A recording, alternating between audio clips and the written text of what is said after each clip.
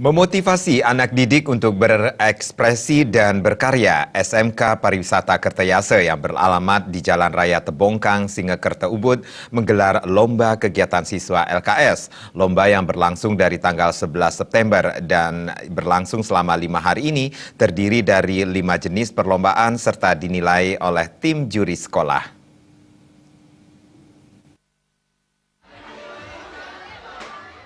SMK Pariwisata Kertayasa Ubud ini memiliki 37 kelas dengan 1.368 siswa dan 48 tenaga pendidik dengan membuka 2 jurusan, yakni Jasa Boga dan Akomodasi Perhotelan.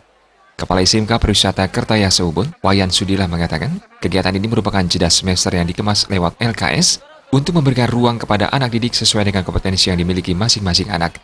Ada beberapa kegiatan yang dilakukan, yakni Speak Contest, meliputi bahasa Jepang dan Inggris yang merupakan kompetensi yang harus dimiliki seorang front office, making band, room service, dan food tradisional.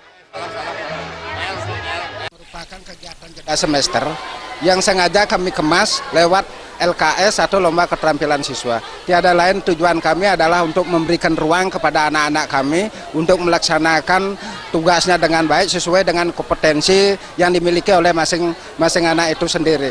Karena kebetulan kami di SMK Pariwisata Kertayasa memiliki 2 program studi, yaitu Jasa Boga dan Akomodasi Perhotelan. Disinilah kami memberikan ruang yang lebih luas kepada anak-anak kami untuk dia bisa action menunjukkan apa yang seharusnya dia miliki setelah nanti dia keluar dari sini.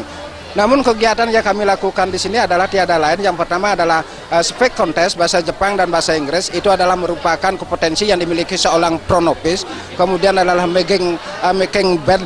Ya, kemudian adalah room service di sini juga kami adakan. Kemudian adalah untuk produknya adalah kami melaksanakan kegiatan untuk food tradisional. Keterlibatan siswa dalam lomba ini lebih luas dalam memberikan pembelajaran bukan saja di dalam kelas, namun juga di luar kelas dalam usaha mencetak lulusan yang siap kerja. Terlebih di Bali sendiri, banyak terdapat SMK Pariwisata, sehingga harus memantau perkembangan dan kemajuan teknologi serta dunia kerja. Di sini keterlibatan anak kami adalah lebih luas dan seluas-luasnya untuk seperti apa yang kami sampaikan tadi, untuk memberikan proses pembelajaran tidak hanya di kelas, tidak hanya di ruang praktek, kami berikan di ruang yang lebih terbuka lagi. Tetap kami berinovasi, berkreasi, karena kami sadar betul SMK Pariwisata yang ada di Bali itu luar biasa banyaknya.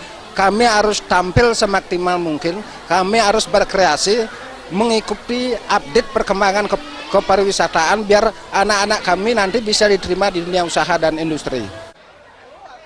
Masing-masing karya ini akan dinilai oleh beberapa tim juri yang berasal dari internal sekolah yang memiliki pengalaman di bidangnya.